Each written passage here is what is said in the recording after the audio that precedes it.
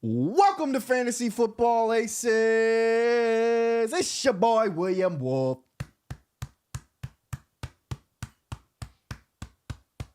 I'm back. And we in the finals, bitch. Yeah. Motherfuckers. Woo!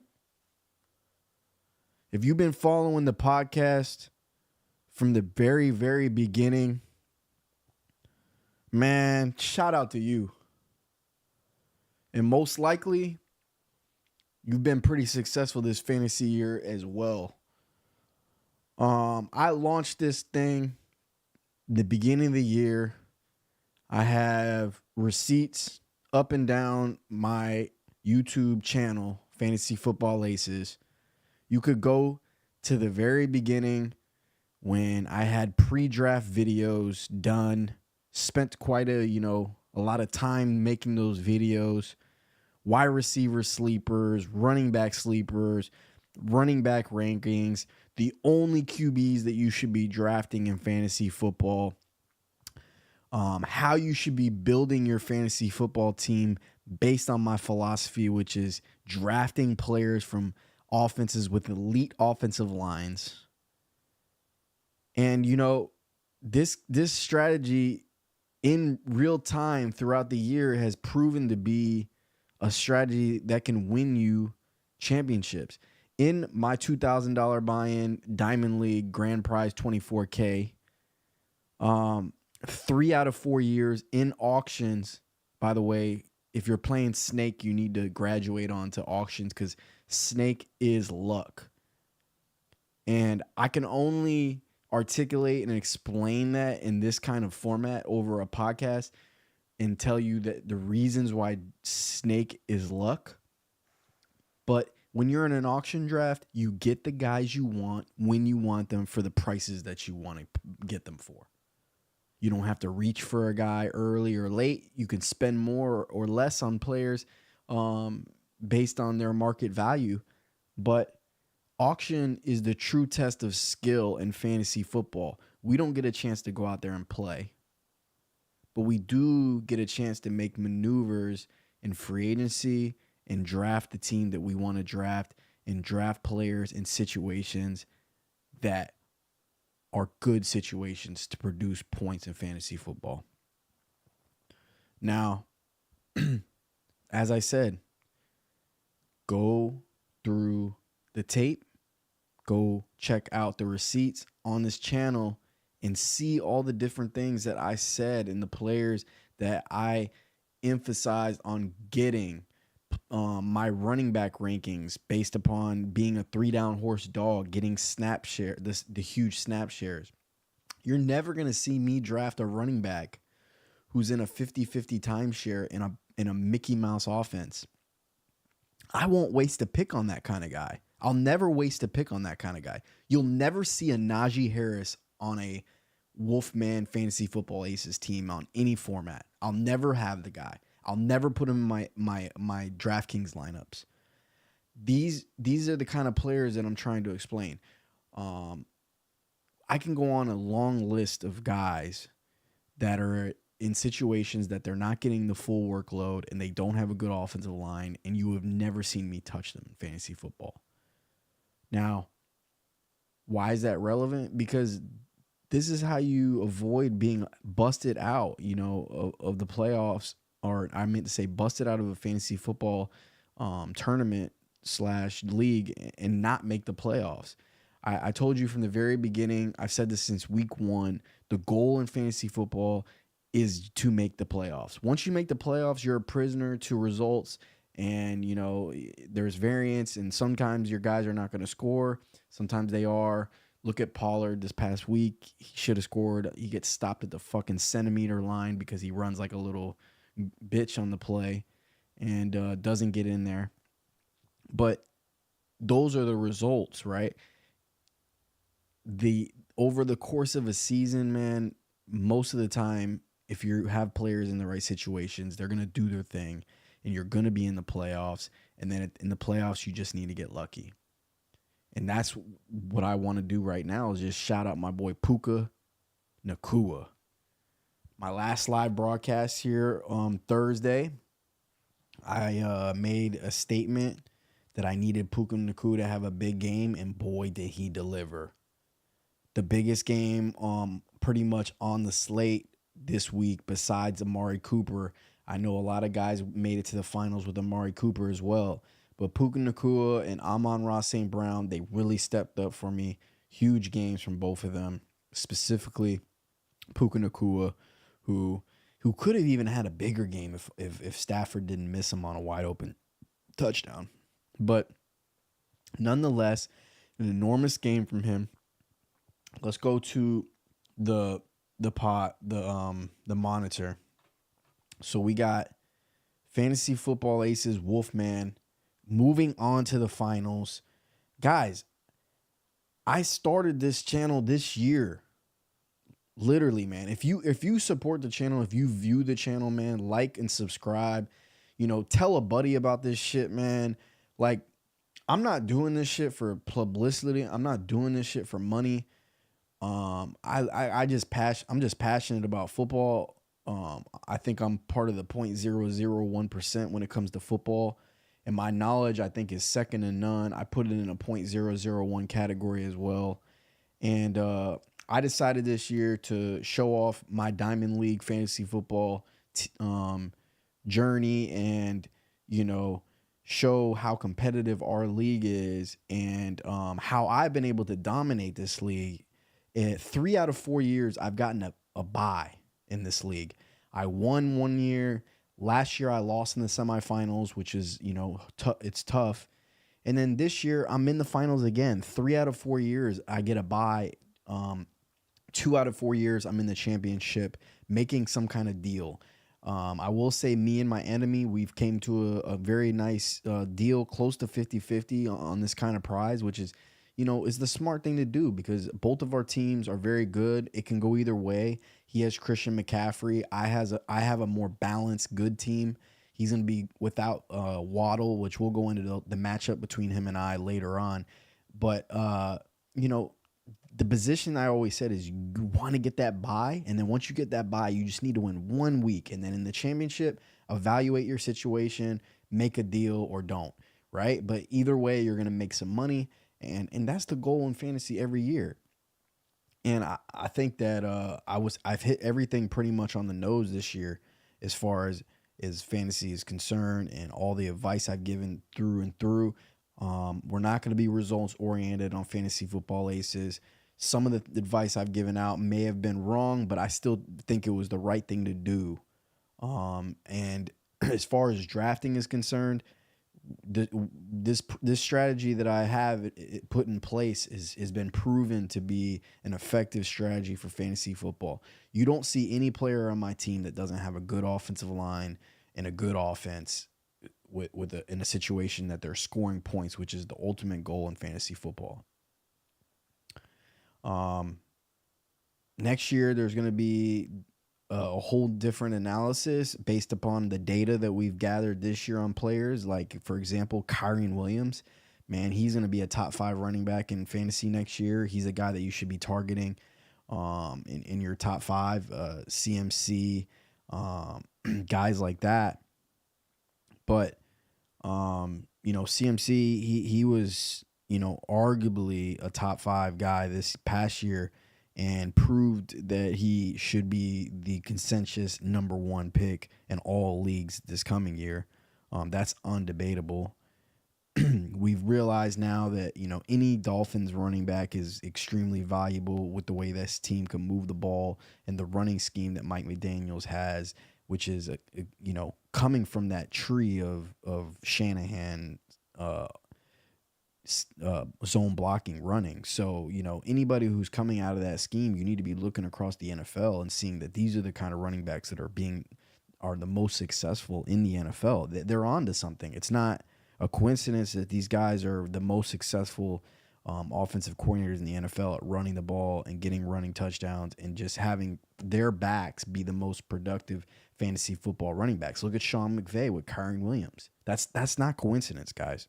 And these are the kind of things you need to gather and cement into your brain for the following year. You learn, and if you learn properly, the following year you're prepared.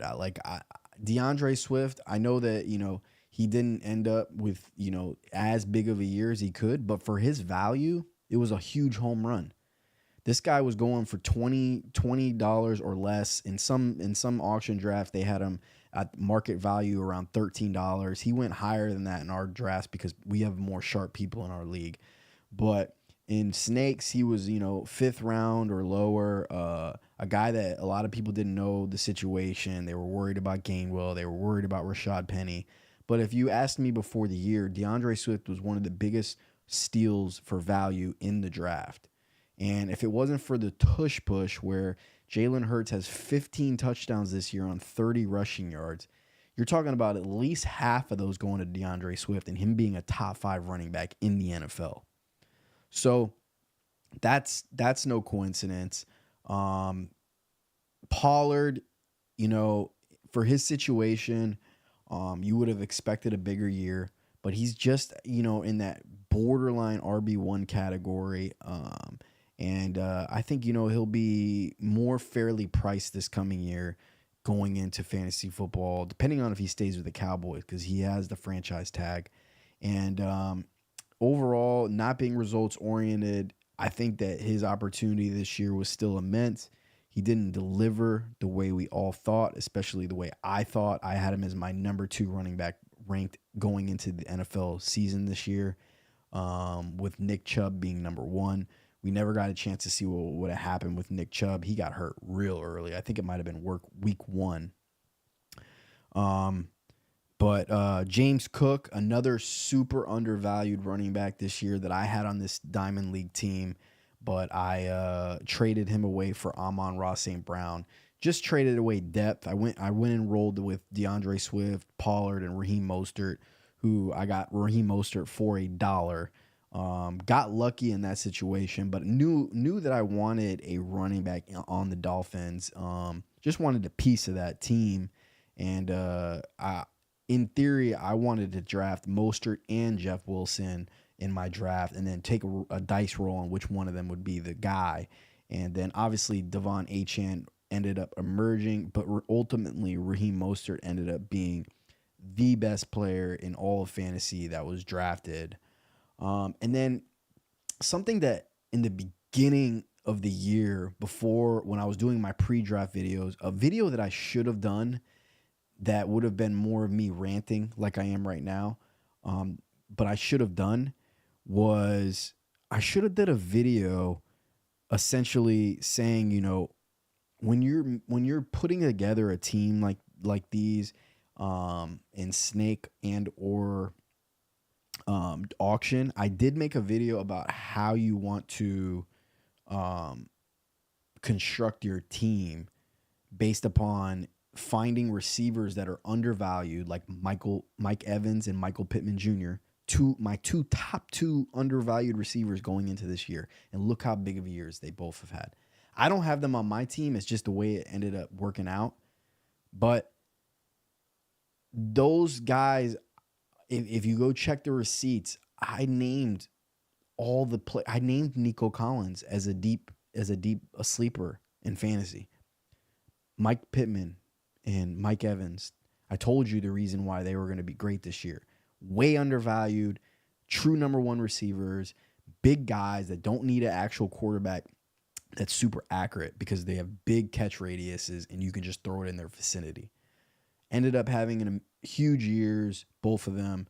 And when you do that, when you know that you can get guys like that late that end up being, wide receiver ones in the NFL in fantasy, you're able to spend more draft capital on the guys like CMC in the beginning, or Tony Pollard, who I thought was going to be elite, or Nick Chubb if he didn't get hurt, or, next year, Kyren Williams, or, next year,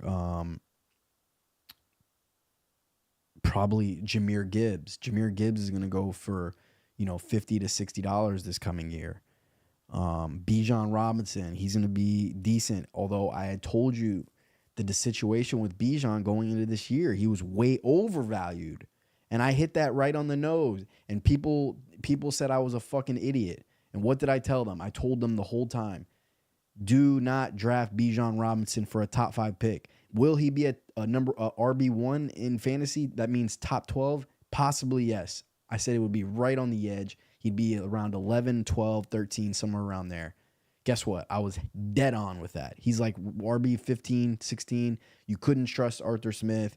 They gave the ball to Cordell Patterson and Tyler Algier too much. I said that before the year. Go fucking check the tape. I have receipts for all this shit. Rachaad White. I said he was going to be super good this year going into the fantasy football league. Go look at the tape for that. I said to stay away from the Bucs because I thought their offensive line was on the downside of what they were doing. Going trajectory was going down. I thought they were going to struggle on offense a little bit more with Baker Mayfield and an offensive line that I felt like was deteriorating. But guess what? He's a 3-down horse dog, and they're very, very rare in the NFL right now. And Rachaad White is elite. He will be a first-round draft pick in fantasy this coming year. Travis Etienne, I told you before the year that he was a top 12 back. Kenneth Walker, I said, was a top 12 back. Granted, Charbonnet took a lot more snaps than I thought he would in that system. But overall, I have the philosophy of taking in drafts, prioritizing 3-down horse dogs because they're such a rare asset in fantasy football. I also am very passionate about taking an elite tight end. I had Mark Andrews. He helped me out throughout this whole year. Ended up losing him to injury. I had to replace him with Isaiah Likely, as you see on the screen here. And, he's done a phenomenal job for me as Andrews has been out. But Andrews is the dog. And I know Travis Kelce disappointed throughout the year. His market value is going to go down this coming year, which is when you want to really take him. Because he was probably a little bit overvalued based upon the kind of year that he had 2 years ago.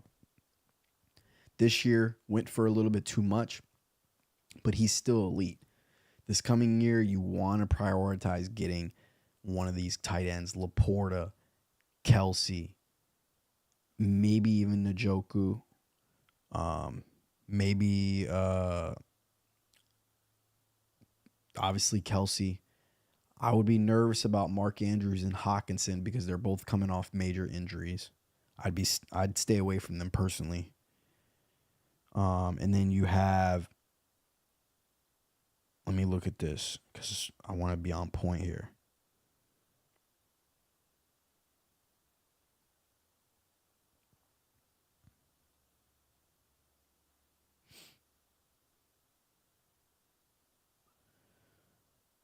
George Kittle, I think he should fall in the same category that he's fallen this last several years. He's a tier 2 tight end. If you don't get one of those elite ones that I talked about just now, Laporta and Kelce, and then you would say Hockenson and Andrews if they didn't get hurt, but they both got hurt. You put those guys in tier 1, and then you got the tier 2 guys. Those are the guys you should be going after that. But the philosophy of Fantasy Football Aces is prioritize 3-down horse backs. Try to get 2 or 3 of those kind of players. Grab an elite tight end. Grab one of the 5 quarterbacks I always say, and I'll reiterate those guys. Justin Fields, Jalen Hurts, Pat Mahomes, Josh Allen, Lamar Jackson. Those are the only 5 quarterbacks in fantasy football that you should be getting. Super high ceilings. They rush the ball. Outside of Patrick Mahomes, they all rush the ball. They get rushing touchdowns. It's an absolute glitch in fantasy football. When you get an extra running back at quarterback, it's a glitch. Justin Fields, 27 points this past week, rushed the ball for 97 yards in the tutty. It didn't even matter what he did in the passing game, and you already have 17 points. That's a fucking floor. I mean, a decent day for Mahomes was 17 points this past week against the Raiders. Justin did that on the ground. So anything on in through the air is just gravy. Can you imagine? Well, you could. If Justin Fields has Marvin Harrison Jr., then you see what Jalen Hurts is doing with A.J. Brown and Devontae Smith. That's the kind of fantasy value these guys have. Lamar Jackson, he's never really had the weapons. And he's had a lot of rushing touchdowns stolen from him this year in fantasy, but he has a huge ceiling. You've seen it. And he's been great in the fantasy playoffs. If you have Lamar Jackson, you've been successful. Josh Allen, we all know what he does. He's elite. Number 1 quarterback this year. Top 2 quarterback last year. He's been like that every single year. Pat Mahomes, number 1 quarterback last year. This year struggled. He'll be super undervalued going into this year. Take him. And then last but not least, who did I miss there? I talked about Justin, Jalen, Josh. No, I talked about all of them. So, I mean, you take one of those 5 quarterbacks, prioritize a tight end, prioritize the 3-down horse dogs, and then you grab undervalued receivers. That's the way you build a team in fantasy football. It doesn't matter if it's PPR or not. Because if you can get Pittman Jr. and Mike Evans late in these drafts or for cheaper in auction this year, like hypothetically, that means you would have had all those other guys. And now the point I was trying to make is in the beginning of the year when I was trying to give my philosophy, you're always going to have a hole or two. This year in the Diamond, my team, I had going into the year hoping that Sky Moore becomes an elite receiver in that Kansas City offense. It didn't pan out. I was wrong about that one, right? But guess what? I picked up Puka Nacua week 1, and he ended up being a top 12 receiver. That's the way you win in fantasy football. In the very beginning of the year, utilize your fab on an elite player that you know is going to be elite. Now, how did I know Puka Nacua was going to be elite? I didn't know he was going to be this good, but I saw 15 targets week 1, and I said 15 targets, that's fucking absurd. I have to spend my money on this guy and see what happens. Nico Collins, number 1 receiver in Houston, gets 11 targets week 1. Scoop him. Did I know he was going to be what he was? Not right away. It took 2 to 3 weeks of me seeing the tape, seeing the way he's being used, seeing the talent. And I said, wow, this dude Nico's fucking really fucking good. They are too little for this man. And guess what? My team's full. My team's filled. It's no more holes. I have 4 good running backs. I had James Cook. I had DeAndre Swift. I had Raheem Mostert. I had Tony Pollard. I have Mark Andrews as my tight end. Justin Fields. I pick up Nico Collins and Puka Nacua. And I have DeAndre Hopkins as my other receiver. He was formidable throughout the whole year. Then you get to the trade deadline and you strengthen your team. That's what I did. I traded DeAndre Hopkins and James Cook along with another piece that was irrelevant to me and upgraded my receiver position to Amon-Ra St. Brown. And now you have a team that's going to win a championship, could win a championship, is in the championship, is getting paid the money regardless if I win or lose. Now it's just all about the belt and bragging rights. But for me, I always pride myself on just getting to the championship game because I know this shit is luck. I don't go out there and play the fucking game. I'm a fucking dog. But I don't get a chance to go out there and play the fucking game. I got to go watch these dudes play the game. And I got to rely on Tony Pollard getting in at the inch-yard line instead of fucking spinning and doing some dumb shit and not scoring. You know what I mean? So I don't get a chance to play the game. So, you just make it to the championship and make a deal. And regardless, the path to this position is what is skillful. This past week, I really fucked over Mahomes in my auto bundle. I really did, guys. He ended up having to, if you look at the screen here, he ended up having to start Josh Reynolds. Do you know why he had to do that? Because I dropped all my bench going into this week. I picked up all receivers that I thought he could possibly pick up. He was asleep at the wheel. Pittman Jr. got ruled out late on Saturday because he had Pittman Jr. Got ruled out late Saturday. And by the time that happened, I had already dropped a bunch of receivers on Friday, which weren't going to clear the waivers until Tuesday. Picked up more receivers that he could possibly get. Left him with nobody to choose from except Josh Reynolds. Now that's skill. That's skill by me. I affected the outcome of this fantasy football matchup. I would have won regardless, don't get me wrong. But what if this game was a little bit closer? What if Fields didn't have as good of a game? What if Puka Nacua didn't have as big of a game? That play by me to force him to start Josh Reynolds affected the outcome. That is the skill part in fantasy. And that is why you follow the channel at Fantasy Football Aces. And that is why you need to spread the word and let your people know about this shit that I'm doing here, guys. Because I showed you in real time from the very beginning of the year, before the draft, before the fucking season started, I told you how to get this money, how to make a championship team, how to win a championship. And through time, throughout the whole year, I have given that sauce to you, man. Oh, holy shit, these motherfuckers out here, dog. Lost in the semis. We'll be playing for the third place game. Sorry about that, man. That's happens. Last year, I lost in the semis. All you can do is put yourself in that position, man. You get to these semis, you get to these playoffs, and then you're in the hands of the fantasy gods, as they say. We don't get a chance to play the games. They play them for us. But a semifinal loss is an extremely successful season. You were one game away from making money. All you can do is just rinse and repeat. Do the same process next year. Try to play more leagues. Play 3 or 4 leagues and put that sauce into all 3 or 4 of those leagues. Then you give it your chance a better opportunity to win one of those leagues. I was in other leagues this year that I lost in the quarterfinals in one of my leagues this year. So you're not going to win every league. It's just impossible. It's a lot of it is luck.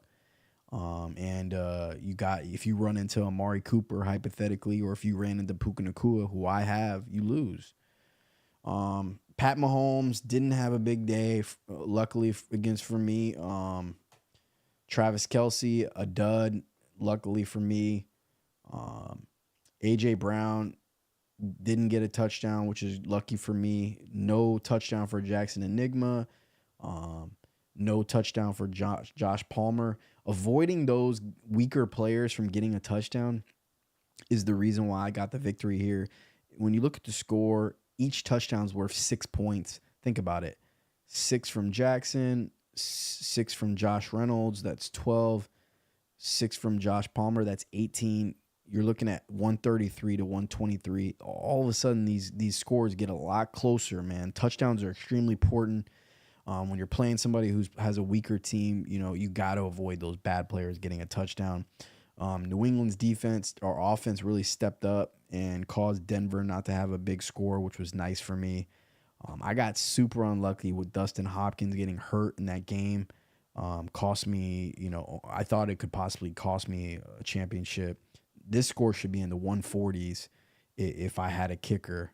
And because I had a big day, guys. Alman had a big day. Fields had a big day. Puka had a big day. And, the rest of these, Swift, Mostert, and Nico, they all had, touchdowns. So this score should have been in the 140s, which could pretty much usually get you a win in fantasy in half-point PPR formats. In the other semifinal, man, it was a close one. Both semifinals came down to Monday. Mine, I needed Mahomes, AJ Brown, and Kelce to, be mid, which they ended up doing. And on the other side, it came down to the Chiefs defense to start the day, who, if they had a better day, Korea could have won for sure. You would expect Kansas City to have a bigger day. against the Raiders, I would have predicted 12 points or more, which would have got him a victory, which is pretty crazy. If you look at the matchup, you got to say Stephon Diggs with a 5-pointer really was the difference in the reason why he lost. You would expect him against the LA Chargers to at least have 10 points. And this is the reason why I say don't draft receivers, guys. I always say that. It's such a huge philosophy of mine. I can't reiterate it enough. Do not spend draft capital on high pick receivers. Don't spend money on them, because this is what happens to you in a semifinal matchup. Stephon Diggs, a 5-pointer, bro. If he scores 6 more points, which he definitely should have against the LA Chargers, he's moving on to the semifinals. Or to the championship, sorry. And that's why I say spend your money on 3-down horse running back dogs and then go find receivers of value, because they all are boom or bust. It don't matter what your name is. There's only three receivers in the NFL that are not boom or bust. And that's because their quarterback hyper focuses on them. Justin Jefferson, when he had Kirk Cousins, Cooper Kupp in his prime with Stafford, and obviously Tyreek Hill right now with Tua Tagovailoa. Those are like literally the only 3 guys that are almost safe every single week, no matter what the matchup is, to get volume. But 3-down horse running backs, who I would choose over those guys even so, they're guaranteed to get their 20 touches, man. And their 20 touches are usually matchup proof. They're going to get goal line carries. CMC, it doesn't matter who the fuck he's playing right now. Kyren Williams, it doesn't matter who the fuck he's playing right now. Rachaad White, it doesn't matter who the fuck he's playing right now. Those are true 3-down horse dogs getting 80% plus snaps. They are the guys that you want to spend your draft capital on. The Travis Etiennes, the Saquon Barkleys. Even Saquon's having a big stretch here right now on a really, really bad team. Let me name some more. James Cook got up to 70% snaps this past week. If he does that, he's unstoppable. I don't know why he's not getting that kind of volume to begin with. DeAndre Swift's going to go over the 1,000-yard mark this coming week. 5th in rushing in the NFL. Jahmyr Gibbs, he doesn't even fall in that category though, because he's not getting all the snaps right now. Tony Pollard, he could get a little bit more snaps though and usage. Joe Mixon, Josh Jacobs when he's healthy. That's about it. There's not a lot of guys, man, and you need to prioritize them. Over on Criminal's side, who got the victory, who I'll be playing in the finals, he lost Jalen Waddle to a high ankle sprain. He will not be playing next week. He'll have to sub in Odell Beckham Jr. in for him. He'll be subbing in Schultz in for Kraft. He will.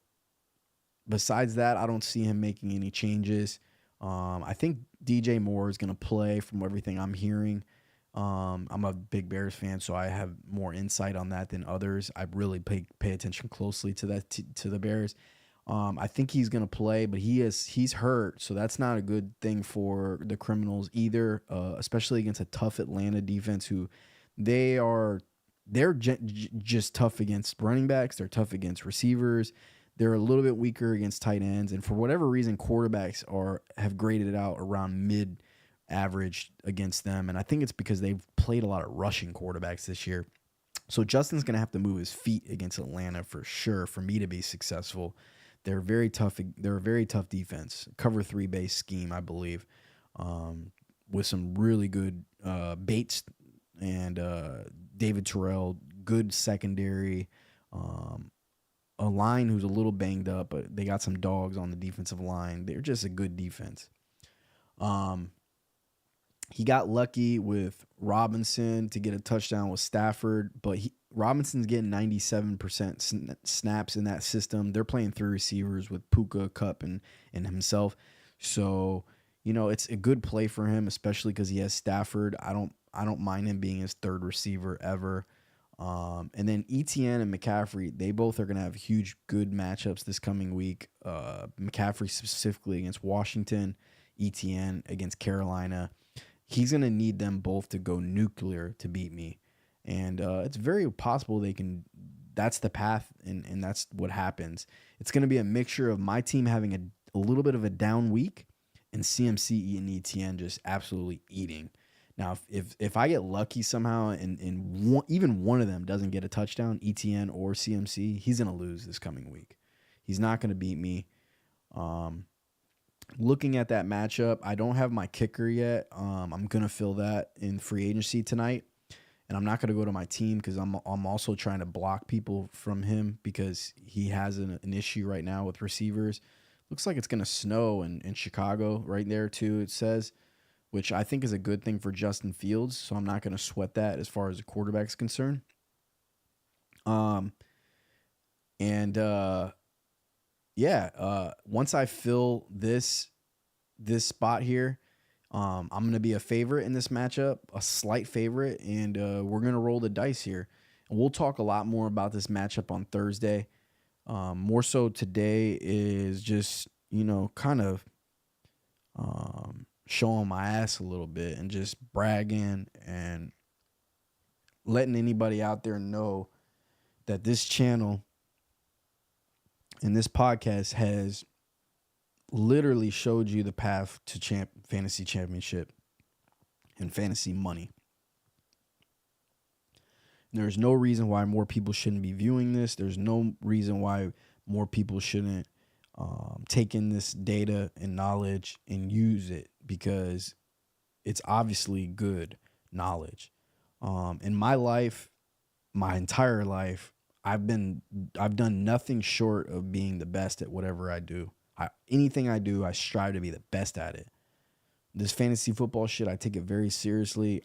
I pay attention to all the details, all the advanced analytics, everything. You speak my language if we're talking fantasy football. I know all the important statistics that there is to be known for players, for positions, and how to build teams that can win fantasy football championships.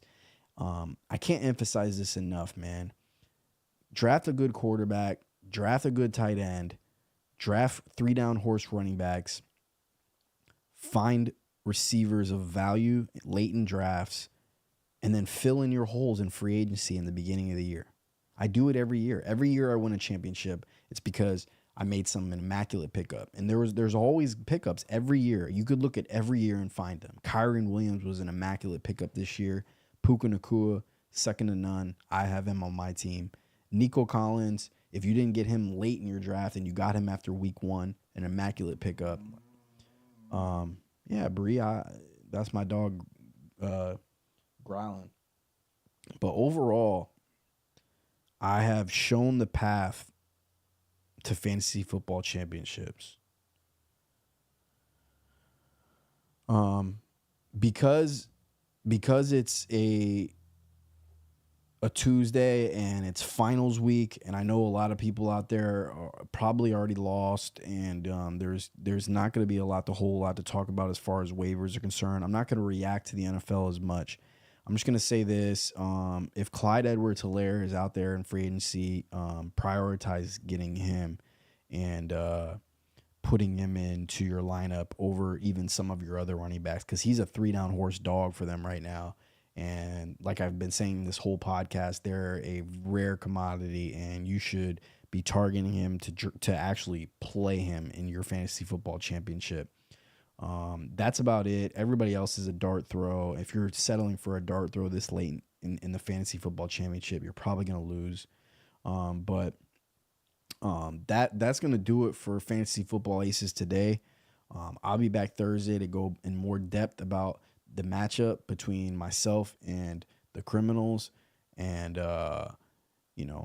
obviously I think I'm going to win, so there's no even need for a prediction. Maybe I'll get a guest on here to talk about the fantasy football year just for fun. And, that'll do it, guys. Good luck in your championships. If you made it on Thursday, we'll talk more, and I'll give my pick of the week and everything like that. And it's been an incredible year. I hope that if you followed the channel, I helped you in some way or form of fashion. And I know for 100% fact, if you tune in from the beginning of the year, this coming year, till before the year starts, that I'm gonna give you some great fucking knowledge that you can take to your league in the 2024 season to do what I did this year. And I'm very confident in that. I literally did it in real time this year. I said exactly what I was gonna do, and I did it. That's rare in this world, and I delivered. Fuck with me at Fantasy Football Aces. I'm out of here, y'all. Peace.